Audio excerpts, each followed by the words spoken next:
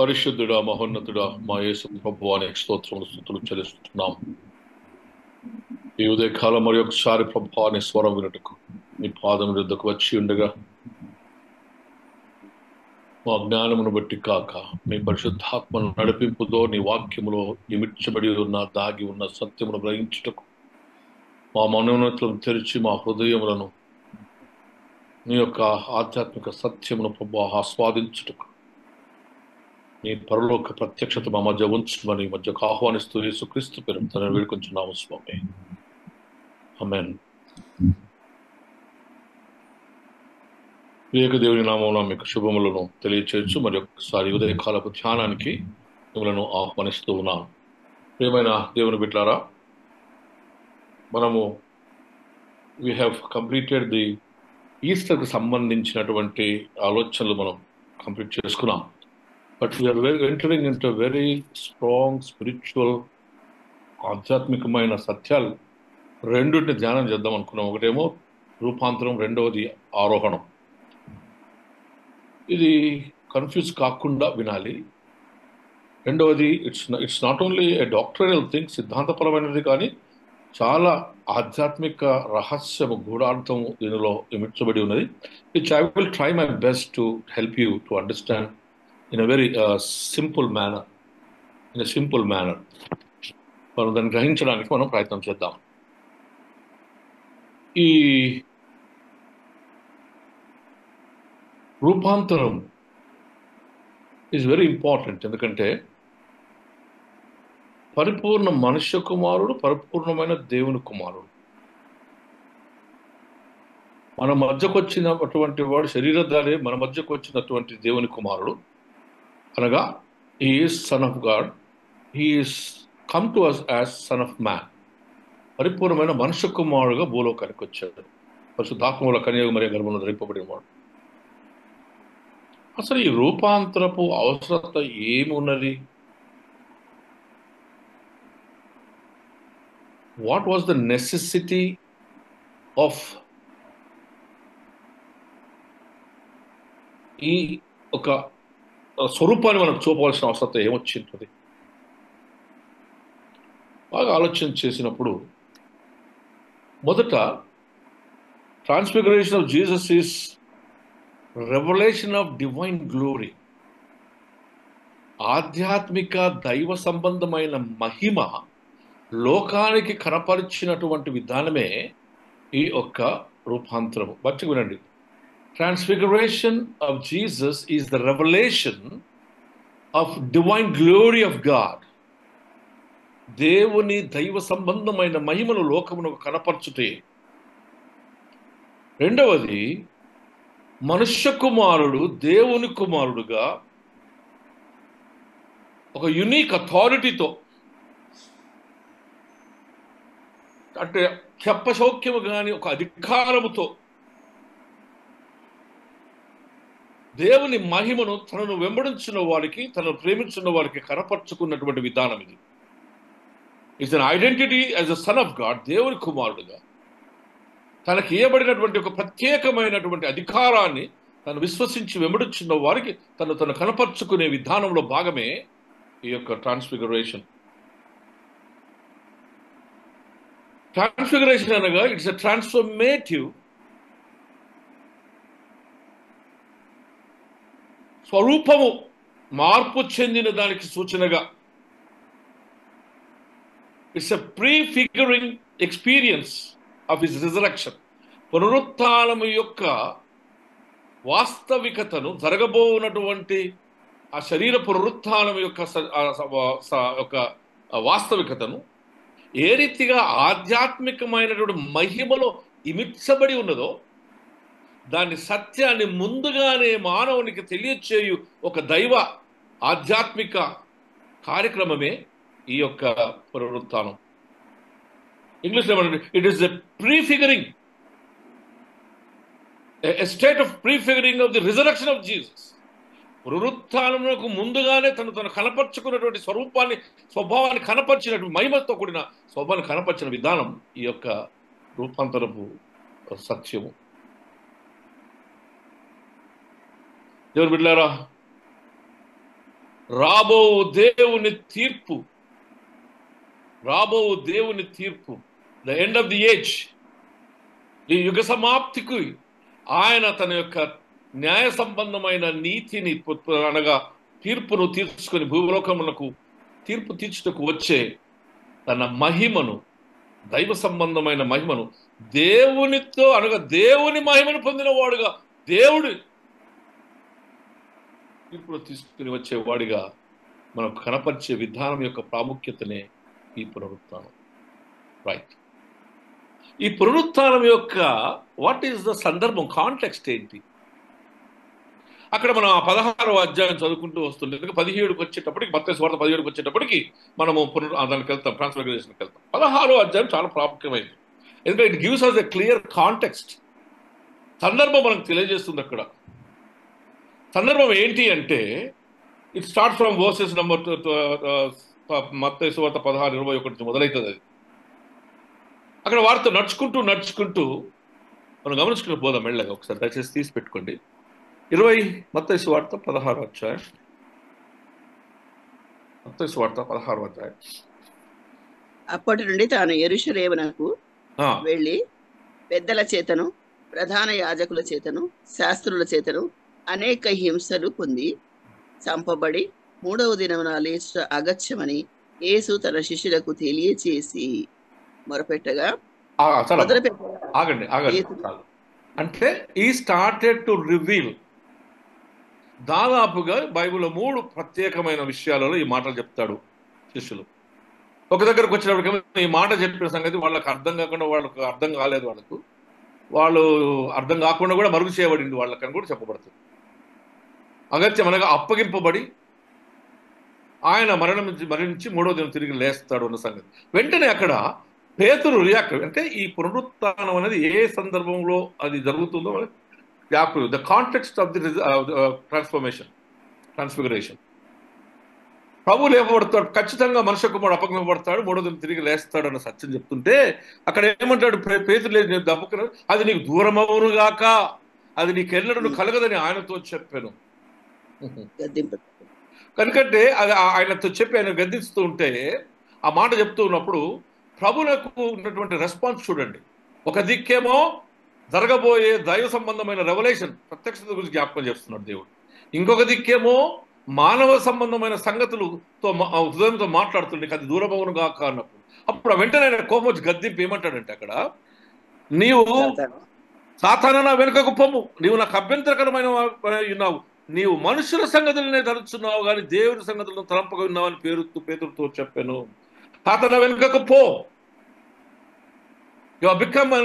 నాకు అబ్జెక్షనబుల్గా మారావు, నువ్వు అభ్యంతరకరంగా మారుతున్నావు, నీవు భూలోక సంబంధమైన సంగతులకు మాట్లాడుతున్నావు.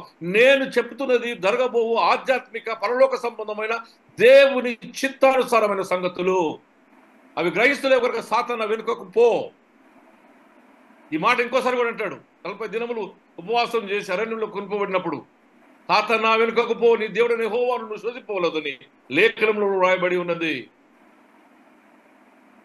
ఇక్కడ సాతాను అని look at the nature and the quality of the Peter, and the Peter is being taught. వెనుకకు మాట్లాడకిది, understand the truth of the divine spirituality. ఈ ట్రాన్స్ఫిగరేషన్ ఆధ్యాత్మికమైనటువంటి సత్యం. It's a truth of spirituality. You should understand. వెనుకపోమని చెప్పి ఆయన గద్దించాడు. That is the context. అది చెప్పేమంటాడంటే, గద్దించి వెనుకపోమని, ఎవడైనా నన్ను వెంబడింపకూడిన వాడు తను ఉపేక్షించుకొని తన సిలువనెత్తుకుని నన్ను వెంబడించాలనే సంగతి మనం జ్ఞాపకం చేస్తాడు. తన తల్లిని తను విడిచిపెట్టాలంటూ ఉన్నదంతా ఆ అమ్మి నన్ను వెంబడించాలని జ్ఞాపకం చేస్తారు మనం కదా. That means you are going to empty yourself to follow. You have to empty your self.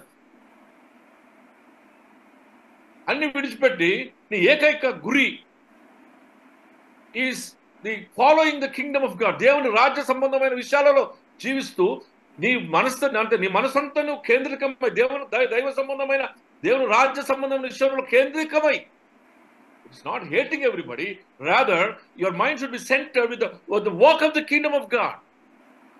నీ హృదయంలో దైవ సంబంధమైన నీతి, దైవ సంబంధమైన రాజ్య సంబంధమైనటువంటి విషయాలు కేంద్రీకృతమై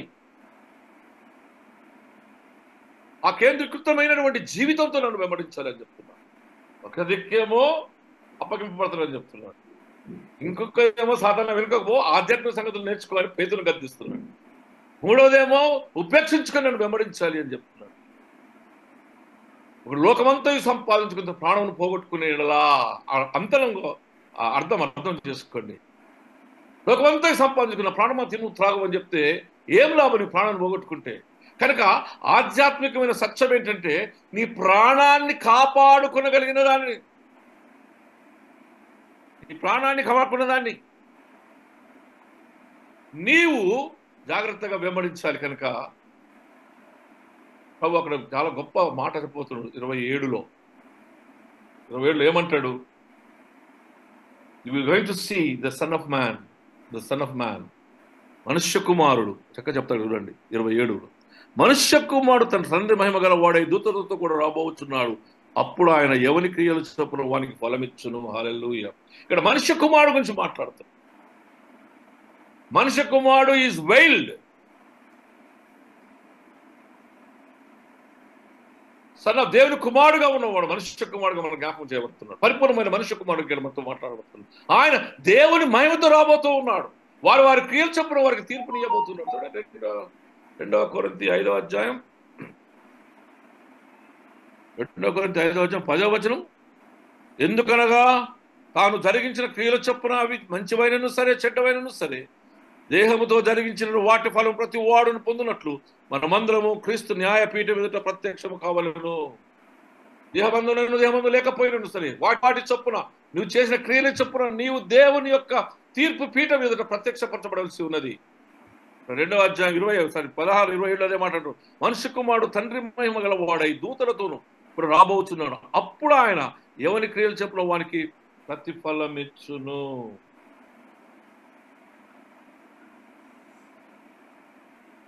This is the context of the imminency of God's judgment at the end of the age. యుగ సమాప్తిలో ఆయన జ్ఞాపకం చేయడం. అక్కడ ఇంకో మాట చక్కగా మాట్లాడతానేమంటే, ఇక్కడ నాతో కూడా నిలిచి ఉన్న వారిలో కొందరు ఆ రాజ్యముతో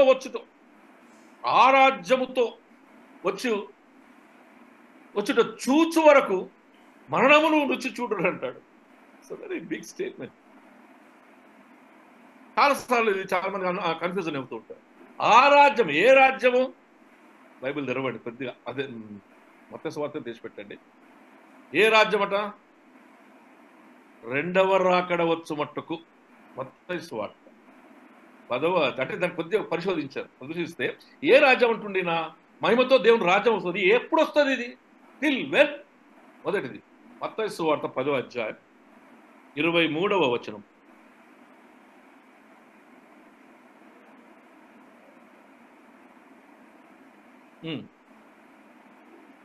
శిష్యుడు 23వ వచనం చూడండి. వారు ఈ పట్టణమును మిమ్మల్ని హింసించినప్పుడు మరి యొక్క పట్టణమును పారిపోడి, మనుష్య కుమారుడు వచ్చు వరకు మీరు ఇశ్రాయేలు పట్టణములలో సంచారం చేసి ఉండరని నిశ్చయముగా మీతో చెప్పుచున్నాను. మనుష్య కుమారుడు అంటే రెండవ రాకడ వచ్చు మట్టు. ఒక పట్టణం కాదు, ఇంకో పట్టణం వెళ్ళిపోండి. కానీ మనుష్య కుమారుడు వచ్చు మట్టుకు అంటే సెకండ్ కమింగ్ మట్టుకు, ఆ రాజ్యం అనగా రెండవ రాకడ వచ్చు మట్టుకు. 16:28 మత్తయి సువార్త 16:28. ఇక్కడ నిలిచిన వారిలో కొందరు మనుష్య కుమారుడు తన రాజ్యంతో వచ్చుట చూచు వరకు మరణం రుచి చూడరని. అంటే ఏంటిది? రూపాంతరపు అనుభవం పొందు మట్టుకు బ్రతికి ఉన్న ప్రతి వాడు రూపాంతర అనుభవం పొందు మట్టుకు తన రాజ్యంలో ఉండగా రూపాంతర సంబంధమైన అనుభవంలోనికి రాకముందు వచ్చే వరకు ఆ దినం వరకు ప్రతి ఒక్కడును ప్రభు యేసు నామము వంగబడాలి. ప్రతి నాలుక ఆయన ఒప్పుకోవాలి. అనగా వ్యక్తిగతమైన పరిశుద్ధత జీవితంలోకి మార్చబడి మట్టుకు ఆయన నామం ఒప్పుకోబడాలి, ఆరాధించబడాలి. హృదయంలో నోటితో మోకాలు వంగబడిన దినం వరకు. మూడవది మత్తయి సువార్త 23వ అధ్యాయం 39. Until the Israel's conversion, Israel అందరూ మారు మనసు పొందాలి, దేవుని వైపు తిరగాలి అని ఉద్దేశం. అక్కడ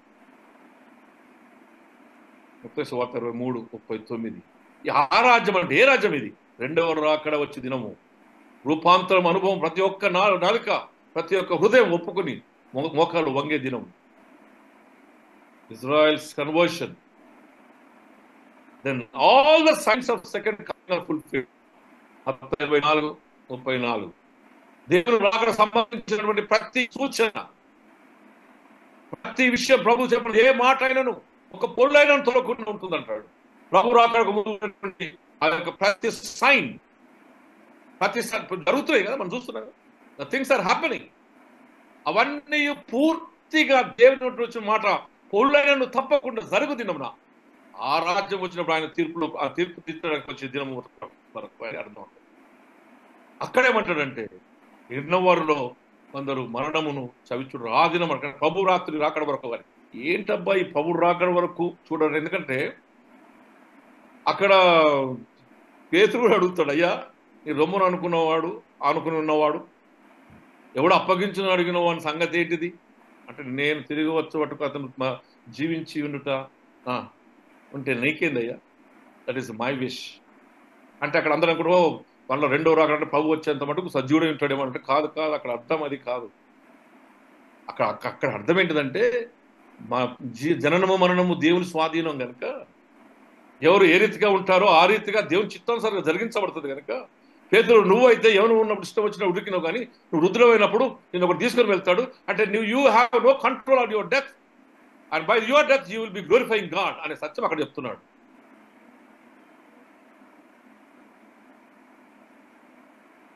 ఇక్కడ ఉద్దేశం ఏంటి? నేను చనిపోయిన మటు కనుక ఇక్కడ ఉన్న వారు మరణించడం సత్యం నేను ముందుకు చెప్తున్నాను. ఈ మాట అక్కడ అంటాడు. దాన్ని ఎందుకంటాడు అన్న మాట ఏంటిదంటే, ఒక ఉపమానం చెప్తాడు, గోధుమలోది గురుగులేది. అక్కడ సత్యం వస్తుంది బయటకు. ఎందుకంటే ఈయన వెంబడించిన వారు ఎవరు? వారి క్రియల చొప్పున ఆయన తిరుపతి చేయవలసి ఉంటుంది కదా.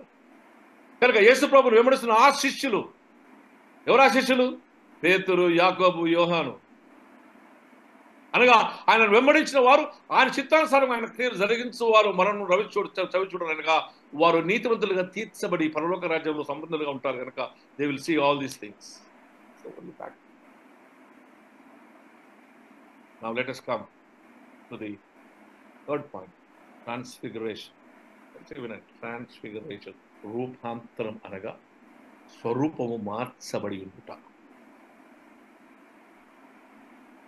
6 దినముల తరువాత అంటే ఇవన్నీ చెప్పిన తరువాత అంటే 27వ వచనం అయిపోయిన 28వ వచనం అయిపోయినాక 17వ వచనంలో 6 దినముల తరువాత, ఇవి మత్తయి సువార్త, మార్కు సువార్త, లూకా సువార్త 3 సినాప్టిక్ గాస్పెల్స్లో చెప్పబడ్డాయి.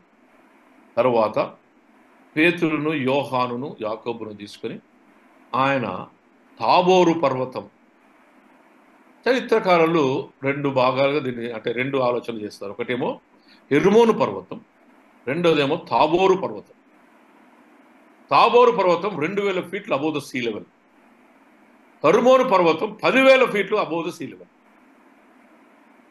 10,000 ఫీట్ అంటే సియను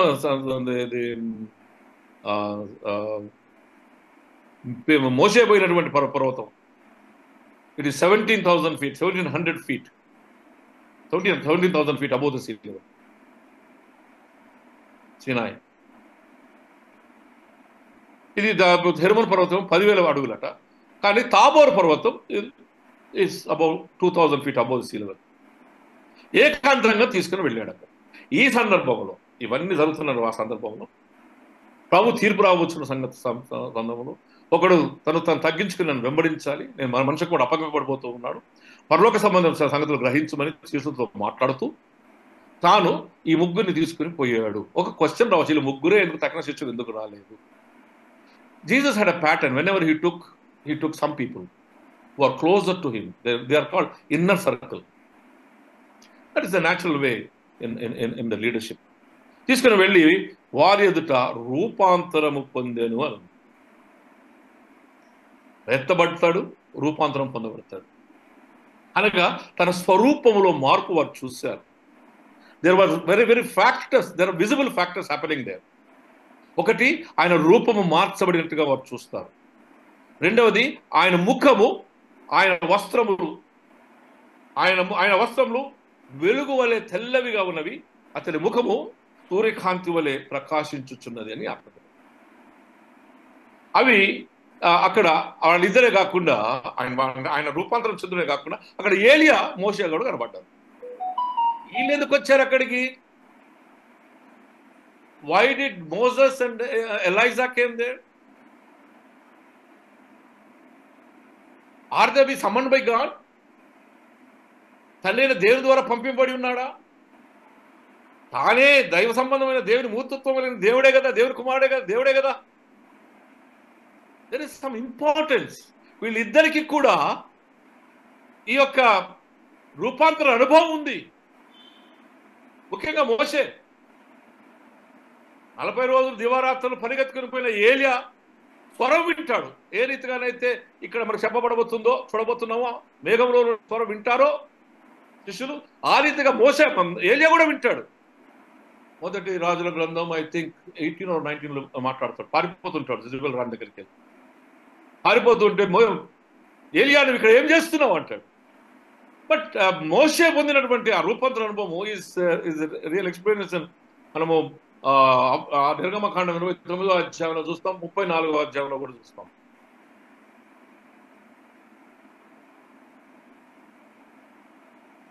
మోషే ఆ దేవుని సన్నిధానానికి వెళ్ళినప్పుడు దేవుడు మోషేతో మాట్లాడుతున్నాడు from burning bush.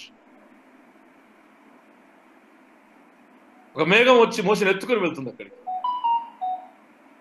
VC what was like? మేఘం వచ్చి ఏ రీతిగానైతే మేఘంలో నుంచి దేవుడు శిష్యులతో మాట్లాడాడు, ఈయన నా ప్రియ కుమారుడు, ఈయన మాట వినని చెప్పాడో అదే రీతిగా మోషేని కూడా తీసుకొని వెళ్తాడు. So he has a very closer relationship and realisation of this mountain experience. తీసుకొని వస్తాడు అక్కడికి వచ్చి అతని ముఖము సూర్యుని యొక్క వెలుగు వలె తెల్లని వస్త్రంలో కలిగిన వాడుగా, అతని యొక్క వస్త్రములు హిమం వలె తెల్లగా మార్చబడినప్పుడు వీరు చూస్తారు. అయితే అక్కడ ఒక మాట ఉంది, వీళ్ళు భయంకరమైన మత్తులో, నిద్ర మత్తులో ఉంటారు. బహుశా maybe they must have climbed and they must be tired. వాళ్ళు వాళ్ళ కళ్ళకి మత్తులో చూస్తుంటే వాళ్ళకి ఇద్దరు కనబడుతున్నారు. ఎవరు? మోసే కనబడుతున్నాడు అను. ఏంటి సత్యం? ఈ మోసే కనబడినటువంటి సత్యం ఏంటి? ఒకరేమో ధర్మశాస్త్రంకు సూచన, ఇంకెవరేమో ప్రవచనములకు సూచన. ఈ రూపాంతరం ఏంటంటే Jesus is the fulfilment of the prophet of the law and the prophecies of God. దేవుని యొక్క న్యాయమును అనగా లా, ధర్మశాస్త్రమును, ఆయన ప్రవచనముల యొక్క నెరవేర్పు యొక్క పరిపూర్ణత దేవుని కుమారుడని అక్కడ సూచిస్తుంది. ఈ రూపాంతరములో ఇమిడ్చబడి ఉన్న ఆధ్యాత్మిక సత్యం ఏంటంటే వారిద్దరు వచ్చుట వలన, ఇంకా ఆధ్యాత్మిక సత్యాలు చూస్తాం మనం దీంట్లో. వచ్చుట వలన ఆయన ధర్మశాస్త్రము కొట్టివేయటకు కాదు కానీ నెరవేర్చుటకే వచ్చి ఉన్నాడన్న సత్యం. అనగా యేసు ప్రభు మనుష్య కుమారుడుగా మానవ మధ్యలోకి వచ్చినటువంటి వైనం యొక్క దేవుని ప్రవచనముల యొక్క నెరవేర్పు యొక్క పరిపూర్ణత. ప్రవచనములు దానికి యోహానుతో అనగా prophecies have stopped from there, and from John there is a new revelation. నా వెనుక వచ్చేవాడు నాకంటే గలడు, అతని చెప్పులు వారు విప్పుటకు కూడా నేను యోగ్యుడను కానని చెప్పి. The prophecy's fulfillment is the coming of the Jesus, the Son of God and Son of Man. So a new prophet started from the aftermath of the John. ఈ రూపాంతర అనుభవం ఏంటంటే వాళ్ళిద్దరు రావడంలో, now we are going to see a new prophet, a prophet who has is more than any prophet who was sent by God. ఆ పరిపూర్ణతకు సూచన ఈ రూపాంతరపు అనుభవం. అందుకే మత్తయి సువార్త 16:20 అంటాడు, మనుష్య కుమారుడు దేవుని మహిమతో వచ్చుట మీరు చూస్తారట. Now the Son of God, Son of Man, or Son of God, ఆయన ఎవరు? మనుష్య కుమారుడు, దేవుని మహిమతో పరిపూర్ణమైన దేవుని కుమారుడుగా వచ్చిన వాడు. ఆ రూపాంతరములో ఈ శిష్యులు గ్రహించలేకపోయినది ఏంటంటే మనుష్య కుమారుని యొక్క రూపాంతరము దేవుని మహిమలో చేర్చబడిన ఆధ్యాత్మిక సత్యాన్ని గ్రహించలేకపోయారు. కానీ అది లోకానికి కనపరచబడుతుంది. మనుష్య కుమారుడు దేవుని కుమారుని యొక్క దేవుని యొక్క మహిమతో ఉన్నవాడని. What a wonderful thing. ఆయన వచ్చి ఆ తీర్పున అంత్యదినమున the end of the age న ఆయన తీర్పు తీర్చబోతూ ఉన్నాడు. ఆ సందర్భంలోనే ఈ కథ చెప్తాడు. మత్తయి సువార్త 13వ అధ్యాయం 39 దేని గురించి చెప్తాడు అక్కడ చెప్తాడు చూడండి. గురుగులు వాటిని విత్తినవాడు అంటే వాటిని విత్తినవాడు గురుగులను విత్తినవాడు శత్రువు అపవాది, కొత్త యుగ సమాప్తి, కోయవారు దేవదూతలు, గురుగులు ఏలాగ కూర్చబడి అగ్నిలో కాల్చివేయబడును అలాగే యుగ సమాప్తి అందును జరుగును. మనుష్య కుమారుడు తన దూతలను పంపును, వారు ఆయన రాజ్యంలో నుండి ఆటంకము సకలమైన వాటిని దుర్నీతి పనులను సమకూర్చి అగ్నిగుండంలో వేయబడును. The end of the age తీర్పు. దూతలు వస్తాయి, కోస్తాయి, దుర్నీతులను అగ్నిలో పడవేయబడతారు. అక్కడ మరణం చూడకుందున ఎవరు? దుర్నీతులు కాదు, నీతిమంతులు కనుక వారు మరణాన్ని చూడరు. దేవుని తీర్పు జరుగుతూ ఉంటే వారు దేవుని ఉన్నవారు కనుక they will not experience the death, the spiritual death, domination. వేరే దుర్నీతి పరులు వారు నరకాగ్నికి లోనవుతారని క్లియర్గా చెప్పబడుతుంది. ఆయన తీర్పు తీసి దుర్నీతులను ఆయన తమకు అగ్నిగుణంలో పడవేయును, అక్కడ ఏడుపును పండుగొరకటై ఉండును. అప్పుడు నీతిమంతులు తమ తండ్రి రాజ్యంలో సూర్యుని వలె తేజరిల్లుదురు. నీతిమంతులు తమ రాజ్యములో సూర్యుని వలె తేజరిల్లుదురు. హల్లెలూయా. ఆ తేజరిల్లుతున్నటువంటి రాబో యుగ సమాప్తి జరుగు తీర్పు యొక్క వెలుగే రూపాంతరములో దేవుని ముఖము సూర్యుని ముఖము వలె వెలుగుతూ ఉన్నది. It is the light it is to lead you from the virtual hell to heaven. అర్థం చేసుకోవాలి. కన్ఫ్యూజన్ కాక ఎందుకో తెలుసా? ఆయన 28వ వచనంలో ఆయన ఏమంటాడు? 10, 16, 28 మనుష్య కుమారుడు తన రాజ్యంతో చూచు వరకు మరణము రుచి చూడడం నిశ్చయముగా జ్ఞాపకం చేస్తాం. That is the reality. That is the reality. Sun of man will come with the glory of God. ఆ వెలుగు దేవుని యొక్క మహిమ. అందులో పీటర్ ఉన్నాడు, అందులో యాకోబు ఉన్నాడు, అందులో యోహాను ఉన్నాడు, నీతిమంతులు ఉన్నారు. వారి క్రియలు చొప్పున వారు. మీకు తెలుసా పేతురు అంటాడు ఒక దగ్గర, పేతురు అంటాడు 2వ అధ్యాయం, యోహానేమో 1వ అధ్యాయం 14వ వచనం ప్రకటన గ్రంథంలో, పేతురేమో 2వ పేతురు 1వ అధ్యాయం 16, 18 వచనం చూడండి.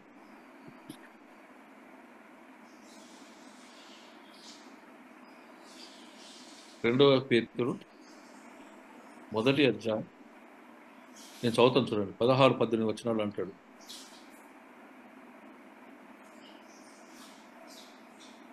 ఏలయనగా చమత్కారముగా కల్పించిన కథలను అనుసరించి మనం ప్రభువైన యేసుక్రీస్తు యొక్క శక్తిని, ఆయన రాకడను మేము మీకు తెలియలేదు, కానీ ఆయన మహత్యమును మేము కన్నులారా చూసిన వారమై తెలిపితిమి. ఈయన నా ప్రియ కుమారుడు, ఈయన యందు నేను ఆనందించున్నాను అను ఆ శబ్దము మహాదివ్య మహిమ నుండి ఆయనకు దిగి వచ్చినప్పుడు తండ్రి దేవుని వలన ఘనతయు మహిమయు ఆయన పొందగా మేము ఆ పరిశుద్ధ పర్వతం మీద ఆయనతో కూడా ఉండిన వారమై ఆ శబ్దం ఆకాశముల నుండి రాగా వింటిమి.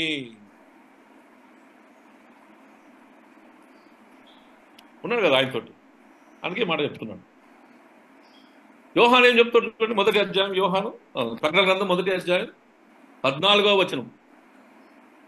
ఆయన తల వెంట్రుకలు తెల్లవి ఉన్ని వలె పోలినవై మహిమంతముగా ధవళముగా ఉండెను. ఆయన నేత్రములు అగ్నిజ్వాలల వలె ఉండెను. ఆయన పాదములు కొలిమిలో పుటమి వేయబడిన మెరుచున్న అపరంజితో సమానమై ఉండెను. ఆయన కంఠస్వరం విస్తార జల ప్రవాహం వలె ధ్వని వలె ఉండెను. విస్తార జల ప్రవాహముల ధ్వని వలె ఉండెను. Both of them are able to express what exactly happened. నిజమే దేవుని బిడ్డలారా, మత్తయి సువార్త 3వ అధ్యాయం 7వ వచనంలో కూడా చెప్తాడు, ఈయన నా ప్రియ కుమారుడు, ఈయన నేను ఆనందించున్నాను. దిస్ ఈస్ ఎగ్జాక్ట్లీ ఆ రూపాంతర అనుభవంలో జరుగుతున్న ఒక వాస్తవ సత్యం ఏంటంటే, ఈయన మాట వినుడి అని చెప్పినప్పుడు ఉన్నటువంటి మాట సత్యం ఏంటంటే, God is giving a complete approval and satisfaction about Jesus Christ. రూపాంతరంలో జరుగుతున్న ఒక సత్యం ఏంటంటే, ఆ రూపాంతరంలో చూస్తున్న మహిమ ఏంటిదంటే, దేవుని మహిమ ఏంటిదంటే, ఈయన మాట వినుడి, ఈయన నా ప్రియకుమారుడు, ఈయన ఆనందించినటువంటి మాట సత్యంలో, God is giving a complete approval for the son of man and son of God. It's God's confirmation of God's relationship with him. తనకు కుమారునికి, మనిషి కుమారునికి, దేవుని కుమారునికి ఉన్నటువంటి సంబంధాన్ని చూపిస్తున్నాడు అక్కడ. నంబర్ 1, కంప్లీట్ అప్రూవల్ ఉంది అక్కడ. It is also confirmation of the God's relationship with him. తండ్రి కుమార పరిశుద్ధాత్మలో ఉన్నటువంటి ఆ మహిమ. అందుకే దానియేలు ఏమంటాడు, మనిషి కుమారుని పోలిన వారు చూశాను, ఆయన రాజ్యం నిరంతరం ఉండేది. It is a prophecy about Jesus Christ and ever lasting Kingdom. రాజులు లేరు, రాజ్యాలు లేరు, కానీ దేవుని రాజ్యం ఉంది. అది హృదయ సామ్రాజ్యంగా నడుస్తూనే ఉంది. That is what Daniel is speaking in Daniel 7:14 అనుకుంటా మాట్లాడతాడు. మనుష్య కుమారుని పోలిగినటువంటి ఒకటి నేను చూశాను అంటున్నాడు. నిజమే దేవుని బిడ్డలారా, ఇక్కడ మనం గమనించవలసిన సత్యం ఏంటంటే, మహిమతో నిండబడిన వాడు, దేవుని మహిమతో ఉంచబడిన వాడు మనుష్య కుమారుడు. This is what is happening in transfiguration. Therefore, transfiguration is a pre-review. దాంట్లో ఈ రూపాంతరం ఏంటంటే, పునరుత్థానం యొక్క రాబోయే కాలములో దేవుడు మనుష్య కుమారుడుగా దేవుని మహిమతో వచ్చి తీర్పు తీర్చుటకు రానై ఉన్న ఆ సత్య స్వరూపాన్ని మానవునికి కనపరిచినటువంటి ఒక ప్రీ రివ్యూవే ఈ పునరుత్థానపు అనుభవం అని జ్ఞాపకం చేస్తున్నారు. అక్కడ జరిగింది ఏంటిదంటే, దేవుడి మహిమతో తీర్పు తీసుకు రాబోయే దేవుని కుమారుని యొక్క వాస్తవిక రూపం ప్రజలకు అనగా తన శిష్యులకు అక్కడ కనపరచబడి ఉన్నది. And he will come to consummate, అంటే ప్రతిదాన్ని తను సమకూర్చుకున్నటకు, తీర్పు తీసుటకు రానై ఉన్నాడని చెప్పి ఏమంటాడు, don't tell anyone until the resurrection అంటాడు. ఇది పరిపూర్ణ, అది పూర్ణ అనగా దేవుడు పునరుత్థానం మటుకు ఇది ఎవరికి చెప్పకూడదని వారికి చెప్పబడినట్టుగా చూస్తూ ఉంటాం. That means it is this glory of God being revealed to us as a son of man. మనుష్య కుమారుడుగా దేవుని మహిమను కనపరిచిన రూపాంతరపు అనుభవం మొదటిది. రెండవది, జీసస్ రిజరక్షన్ ట్రాన్స్ఫిగరేషన్ ఏంటంటే, దేవుని మహిమను మానవుని యొద్ద నుండి తప్పబడి తన ముఖమును మరుగు చేయబడినది. ది ట్రాన్స్ఫిగరేషన్ ఈస్ దేవుని కుమారుడుగా. ఇక్కడ ముందేమో మాట్లాడేది ఏంటిది, మనుష్య కుమారుడు. రెండవది, దేవుని కుమారుడుగా ఆయన స్వరూపం మరుగు చేయబడి ఉన్నది. మన దగ్గరకు వచ్చిన వాడేమో యోసేపు మరియమ్మల కుమారుడు, మనుష్య కుమారుడు. ఆ మహిమ ఎందో రూపాంతరం చూస్తాం. అయితే దేవుని కుమారుడుగా కూడా మరుగు చేయబడి ఉన్నది. ఏ రీతిగా మరుగు చేయబడి ఉందంటే, దేవుని మహిమ ఎవరి మీద పడింది, మోస మీద పడ్డది. అప్పుడు ఆయన ముఖం తేజరిల్లింది. కానీ దేవుని కుమారుడు ఎవరు? అద్వితీయ కుమారుడు కదా. ఎవరిదో రిఫ్లెక్షన్ కాదు, is not the reflection, but himself is అద్వితీయ కుమారుడు కనుక ఆయనలోనే వెలుగు ఉంది. ఆయన వెలుగును పొందేవాడు కాదు, ఆయన వెలుగు కనుక వెలుగు ఇచ్చేవాడు. అది మరుగు చేయబడి ఉంది. అందుకే దేవుని రాజ్య సంబంధమైన ప్రకటనలు, నేను లోకంలోకి వెలుగై ఉన్నాను, నేను ఉప్పై ఉన్నాను, నేను గొర్రెల కాపరి, మంచి కాపరిని, ఈ 7 దేవుని యొక్క సెయింగ్స్, ఐఎమ్ సెయింగ్స్ అని ఎందుకు చెప్పాడు ఆయన? మరుగు చేయబడినది వారికి జ్ఞాపకం చేసి విశదీకరించి, మీ మధ్యకు వచ్చిన వాడు పరిపూర్ణమైన మనుష్య కుమారుడు, దేవుని కుమారుడిని యేసు ప్రభు చెప్పినటువంటి చేసిన ప్రయాసం. మోసే వచ్చాడు, ఏలియా వచ్చాడు. ఇద్దరికి కూడా ఆ ట్రాన్స్ఫిగరేషన్ అనుభవం ఉంది. మోసే is not shining by own self, ఆయన ముఖము వెలుగుమయంగా లేదు. దేవుని మహిమ అతని మీద పడుతూ ఉన్నప్పుడు ఆయన ముఖం వెలుగుగా మార్చబడింది. మనుషులు చూడరాలనంత వెలుగు మయమైంది. అప్పుడు అహరోను వాడు కలిసి ఏం చేస్తారంటే, no cannot see use face కనుక అతని ముఖంపై ఒక బట్ట వేస్తారంట. రూపాంతరము ఆ బట్ట తొలగించబడిన దానికి సూచన. ఆయన వెలుగును ఎందుకంటే మోషే ముఖాముఖిగా దేవునితో చూచిన వాడిగా బైబిల్లో చెప్పబడ్డది. నిజమే, it is true. Moses was one who really saw the glory of God face to face. But whereas Jesus himself is the face. ఆయన ముఖాన్ని ముఖంగా చూడగలిగాడు, కానీ ఆ ముఖమే క్రీస్తు. కనుక ఆయనలోనే వెలుగు ఉంది.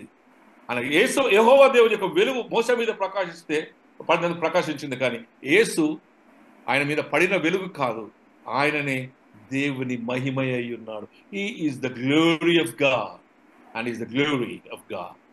ఆయన దేవుని మహిమతో రాబోతున్నాడు. ఆ సత్యాన్ని లోకానికి కనపరిచినటువంటి పరిపూర్ణతనే ఈ పునరుత్థానము. ఆయననే సత్యము, నేనేం సత్యమును జీవన మార్గంలో ఉన్నా చెప్పిన మాట. ఈజ్ ద దేవుని అద్వితీయ కుమారుడు. Is not like Moses. Jesus does not receive light, but he himself is the light. ఈ సత్యాన్ని ఎక్కడ జ్ఞాపకం చేస్తారు. కనుకనే Jesus is the son of God and will come with the glory of God. ఆ సత్యమే ఈ పునరుత్థానం. దేవుని మహిమను లోకమును కనపరచు ఆ మహిమ స్వరూపమే ఈ రూపాంతర అనుభవం. ఎందుకు తెలుసా? హెబ్రీయులకు రాసిన పత్రిక ఇవ్వండి. హెబ్రీయులకు రాసిన పత్రిక 1వ అధ్యాయం 3వ వచనం. 1వ అధ్యాయం 3వ వచనం నేను చదువుతా చూడండి.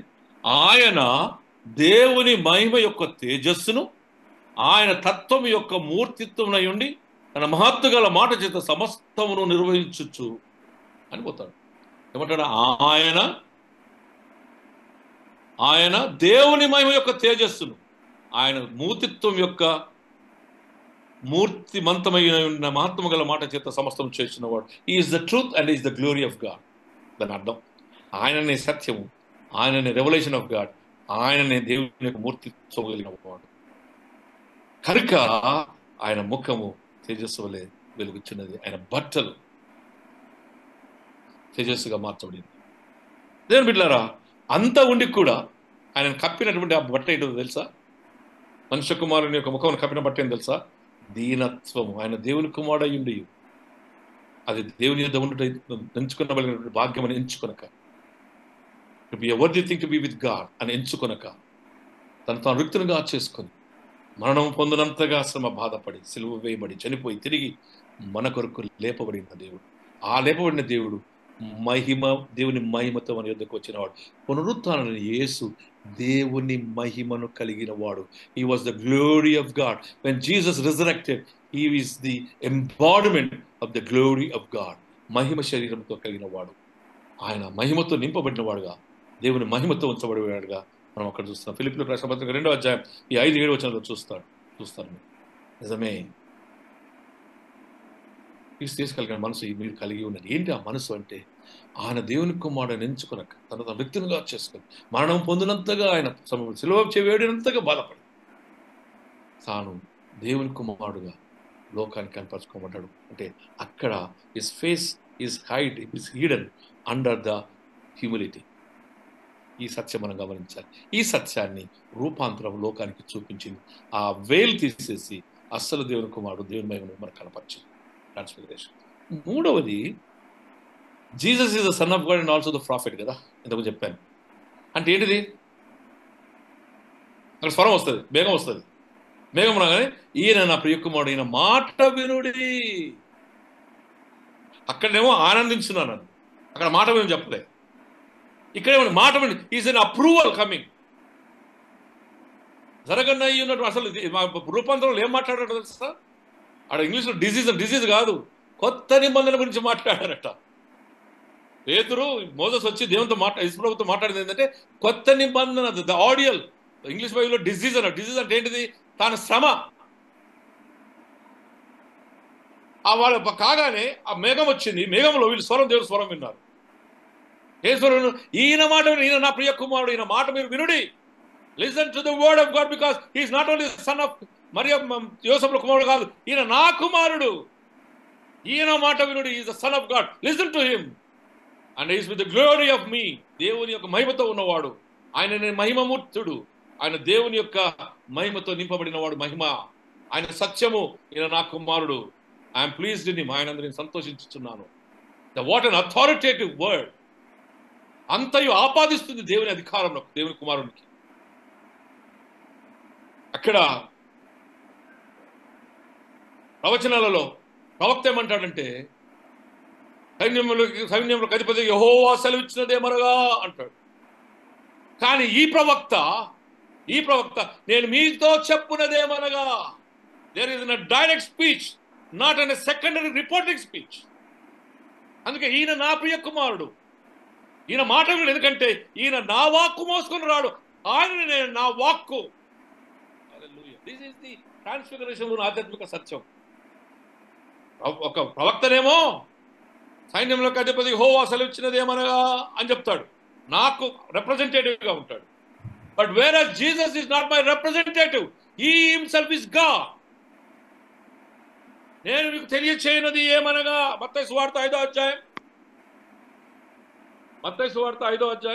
22వ వచనం.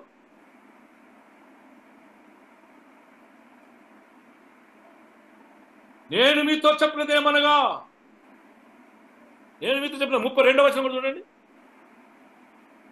నేను మీతో చెప్పినదేమనగా,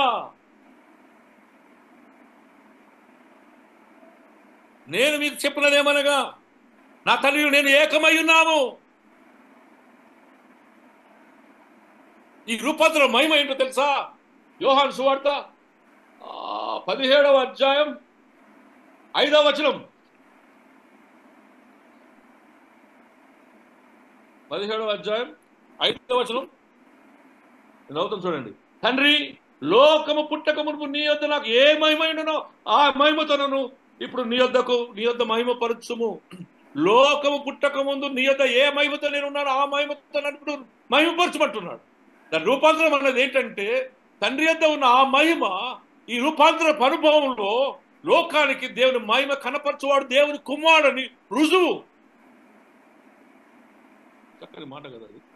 తండ్రి, లోకం పుట్టక నీ యొద్ద నాకు ఏ మహిమనో ఆ మహిమతో నన్ను ఇప్పుడు నీ యొద్ద మహిమపరచుము. రూపాంతరం యొక్క స్వరూపం అది. దేవుని యొక్క మహిమ కనపరచబడడం, దేవుని కుమారుడు, మనుష్య కుమారుడు, దేవుని కుమారుడు యొక్క మహిమ. వండర్ఫుల్, ఇంత గొప్ప ఆధ్యాత్మిక సత్యము. Moses was prophesying about the one who has sent him, called him. But Jesus is not prophesying as God himself. దేవుని మహిమ యొక్క తేజస్సుగా, మూర్తిత్వము కలిగిన వాడుగా, ఆయనే ప్రవక్తగా, not of God the Father, somebody else, but he himself being the God. ఆయన అద్వితీయ కుమారుడుగా ఆయన దేవుని స్వరాన్ని వినిపిస్తున్నాడు. He himself, నేను మీకు తెలియచేయనది ఏమనగా. ఈ సత్యాన్ని మనం గ్రహించి దీంట్లో మనం ఈ ఆధ్యాత్మిక సత్యం గ్రహించాలని జ్ఞాపకం చేయబడుతుంది. Therefore, transfiguration is multifaceted. Transfiguration ఒక భక్తులు ఏమంటారంటే, ఇట్స్ లైక్ ఎ ప్రిజం. ఆ ప్రిజంలో ఒక ముఖం పెడితే ఎన్ని ముఖాలు కనబడతాయో, ఆ ట్రాన్స్ఫిగరేషన్ రూపాంతరం ఏంటిదంటే, ఆ ప్రిజంలో దేవుని యొక్క రూపము నానా విధములుగా, అనగా మనుష్య కుమారుడుగా, దేవుని కుమారుడుగా, దేవుని మహిమతో ఈ యుగాంతరము చివరన ఆయన తీర్పు తీర్చుటకు నీతిమంతులను తనతో హత్తుకుని, ఇదిగో దుష్టుని మాట వినని అనీతిమంతులను అగ్నిపాలు చేయటకు, ఆయన తీర్పు తీర్చుటకు రానయ్యున్నాడన్న సత్యాన్ని లోకానికి జ్ఞాపకం చేయబడితే, ఆ దాచి ఉంచబడిన ఆ ముఖ స్వరూపం యొక్క నిజస్వరూపము లోకానికి కనపరచుటే ఈ పునరుత్థానపు అనుభవం లేదా సత్యము. నిజమే దేవుని బిడ్డలారా, ఈ చివరి అంత తీర్పులో మనము ఆ ప్రభు మహిమలో మత్తయి సువార్త 13:43 చెప్పినట్టుగా నీతిమంతులుగా ఆయనతో చేర్చబడుటకు ఆయనకు అధికారం ఇవ్వబడి ఉన్నదని, ఆయన పరిపూర్ణమైన మనుష్య కుమారుడు, పరిపూర్ణమైన దేవుని కుమారుడు, ఆయన దేవుని మహిమతో తిరిగి రానయ్యున్నాడు. ఈ సత్యమే ట్రాన్స్ఫిగరేషన్. దేవుని నామమునకు మహిమ కలుగును గాక. ఆమేన్. ఆమేన్. ఆమేన్.